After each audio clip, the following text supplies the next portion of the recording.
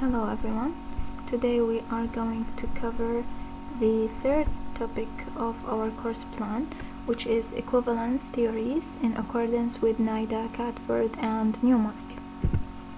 First, we are going to have a look on the equivalence in general and types of equivalence. In the 20th century, modern linguists such as Jacobson, Nida, Ctford and Newmark have shifted the focus of attention toward modern linguistic concepts such as meaning and equivalence, in an attempt to systemize analysis of translation. What are the types of equivalence? According to Roman Jacobson from 1959 to 1992, in his essay on linguistic aspects of translation, he mentioned that there are three types of translation in accordance with the equivalence. The first one is intralingual, or also called rewording, which means the interpretation of the verbal signs by means of other verbal signs of the same language, for example, purchase and buy.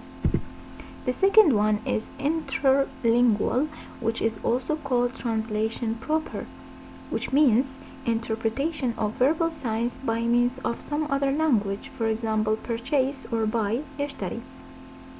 The third one is intersemiotics, which is also called transmutation, which means interpretation of verbal signs by means of signs of nonverbal sign system. For example, if anyone saw a red light while driving, this means that he or she has to stop. Now we are going to shift to Nida and the science translation. Nida's theory of translation developed from his own practical work from the 1940s onwards, when he was translating and organizing the translation of the Bible and training often inexperienced translators who worked in the field. Nida's theory took concrete form in two major works in the 1960s. The first one is Toward a Science of Translating, and the second one is the co-authored The Theory and Practice of Translation. The title of the first one is significant. Nida attempts to move Bible translation into more scientific era by incorporating recent work in linguistics. So the idea is behind the incorporating of the recent works. Okay, now we are going to move to the influence of Chomsky. Chomsky has a generative transformational model, which means that it analyzes sentences into a series of related levels, which are all governed by rules, in a very simplified form. The key features of this model can be summarized as the following. Phrase structure rules generate an underlying or deep structure. So first we have the deep structure. Then it is transformed by transformational rules relating one underlying structure to another underlying structure. For example, the active to the passive voice.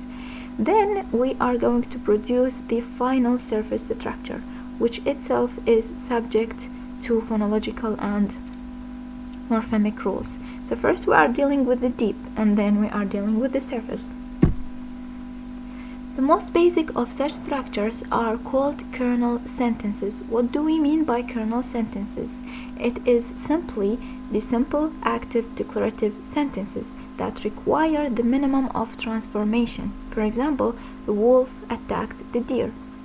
Nida incorporates key features of Chomsky's model into his science of translation. Nida sees that it provides the translator with a technique for decoding the source text and then a procedure for encoding the target text. Thus, the surface structure of the source text is analyzed into the basic elements of the deep structure. These are transferred in the translation process, then restructured semantically and stylistically into the surface structure of the target text. So first we are dealing with the source text only in accordance with the deep and the surface structure, and then we are going to shift to the target text in accordance with the surface structure, which means the final one. Nida and Typer's own description of the process in 1969 emphasizes the scientific and practical advantages of this method compared to any attempt to draw up a fully comprehensive list of equivalences between specific pairs of the source language and the target language systems. So we are going to deal with the both. We are going to handle the source language and the target language system. Kernel is a key term in this model. This sentence shows us the influence of Chomsky on Nida, because Chomsky also considered the kernel as a key term for his model, just as kernel sentences were the most basic structures of Chomsky's initial model. So, for Nida and Typer, kernels are the basic structural elements out of which language builds its elaborate surface structures.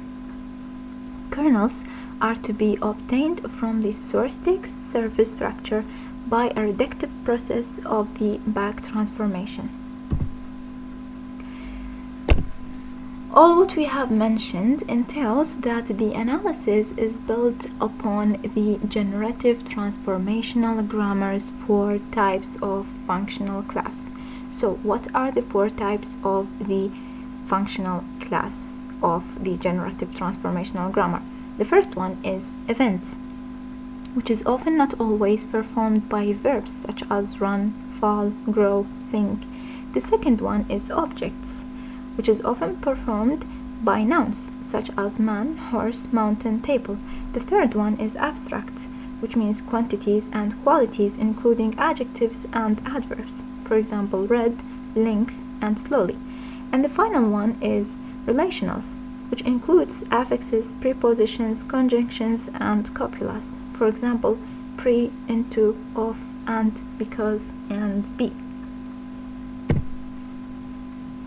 Nida and Typer claim that all languages have between 6 and a dozen basic kernel structures and agree far more on the level of kernels than on the level of more elaborate structures. So they agree with the level of kernels, such as word order. Kernels are the level at which the message is transferred into the receptor language before being transformed into the surface structure.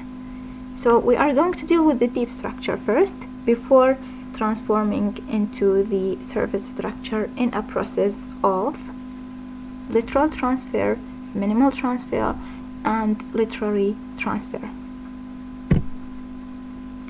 Now we are going to shift to the nature of meaning, advances in semantics and pragmatics. Nida in 1964 describes various scientific approaches to meaning related to work that had been carried out by theorists in semantics and pragmatics. Central to Nida's work is the move away from the old idea that a word has a fixed meaning and towards a functional definition of meaning in which a word acquires the meaning through its context and can produce varying responses according to culture. So the focus now is shifted to the context rather than the word itself.